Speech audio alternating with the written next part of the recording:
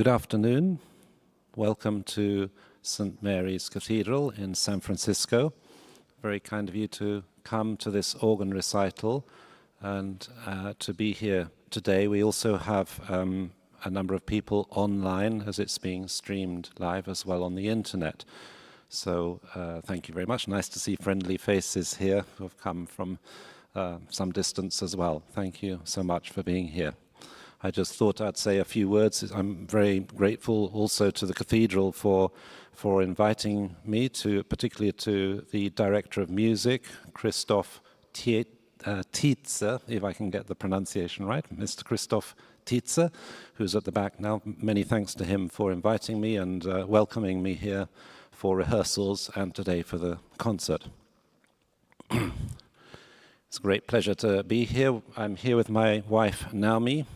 We live near Paris in France, where I'm organist to the west of Paris, not far from Versailles, and where there's Notre Dame, a Gothic building where I'm organist, and we have 3 organs there, and I run an organ festival myself over there, inviting organists from all over the world to play for us on our 3 instruments.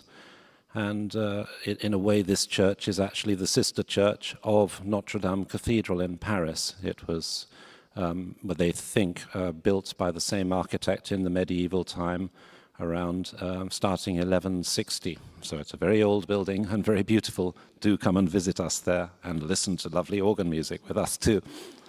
But it's a great pleasure to be here in San Francisco in this cathedral, wonderful building, which was, as far as I looked and studied about the building, was designed in the 1960s and completed around 1970, as is this organ. The designers of the building, actually, it was built because there was a fire in the old cathedral which burnt that cathedral down with the organ, and so they constructed this building, finished around 1970.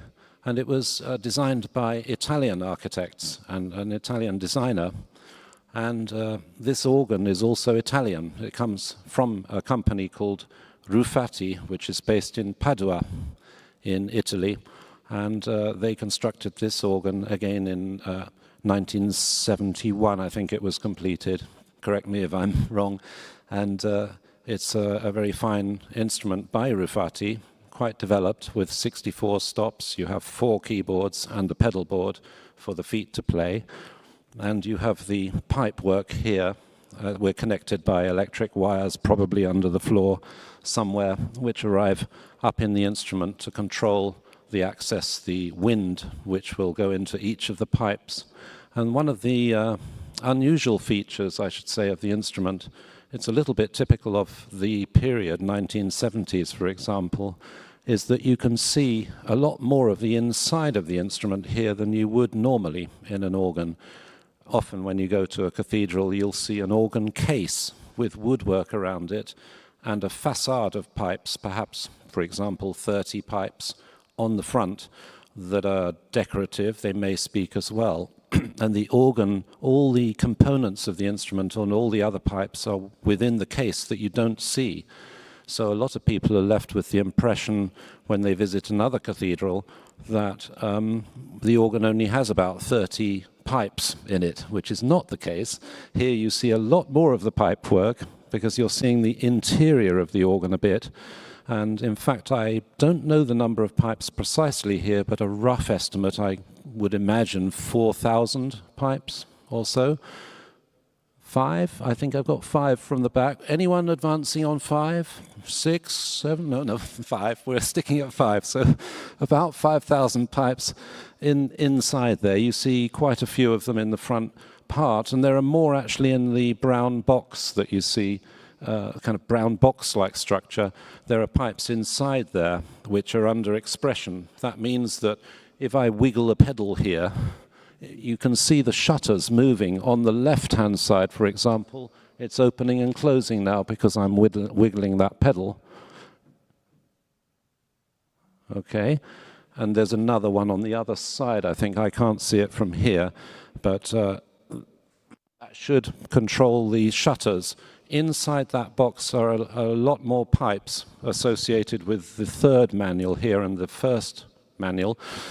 And so you can close the box on those pipes and give it more expression. So it's a way of adjusting the volume of the pipes in a way, in a very graded way, so that you can do crescendos very smoothly with the pipes. Otherwise, in order to make a crescendo on an organ, you have to add stops, and there's a possibility that they will bump on. Every time you add a stop, you hear the change. But if you have them under the expression boxes, you don't hear the change, and then you can open the box.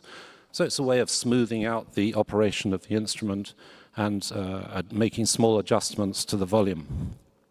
So you see a lot more of the structure here. You may notice another feature is some horizontal pipes near the top there in a trumpet-like structure. That is the fanfare trumpet of the organ, and it's quite a powerful penetrating sound. I'll use it a little bit towards the end of one or two of the strong movements, so you'll get a sense of what sound that makes. So it's a beautiful neo-Baroque instrument from the 70s, and I'm playing today a symphony by Widor, which was composed in 1897. It dates from 1897, this piece. It's the fifth symphony. He wrote 10 altogether, and this is perhaps his best known, because the last movement is one of the most famous pieces of organ music in the world, the famous Widor Toccata, which is often played for weddings and is famous because it was played a lot for royal weddings at Westminster Abbey and St. Paul's Cathedral, other places as well. So it's very popular for that piece. But in fact, the quality of the 5 movements of this symphony is very high, and therefore it's a very, perhaps his most popular symphony altogether. When you hear the word symphony, you're probably thinking of an orchestra, a big orchestra that would play a symphony by Beethoven, Brahms, or Mahler, for example, Romantic particularly.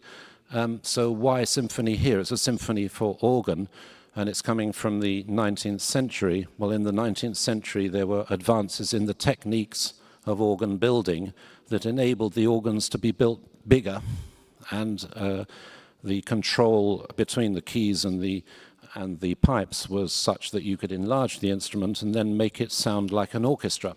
So you have many more stops than you used to have in previous years, and you can then have stops which imitate the instruments of an orchestra. You have the woodwind section with flutes, oboes, clarinets, bassoons.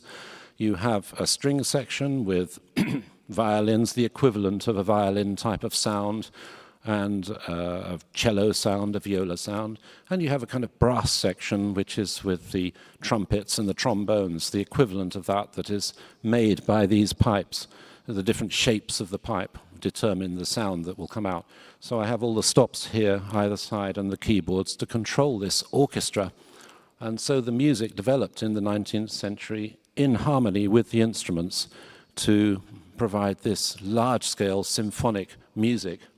Hence a symphony, which is basically a collection of several movements, or we call them movements, but it's a piece really, several pieces of music in one grouping, which is called a symphony. Here we have 5 movements, and each movement is of a very varying emotion, very different character.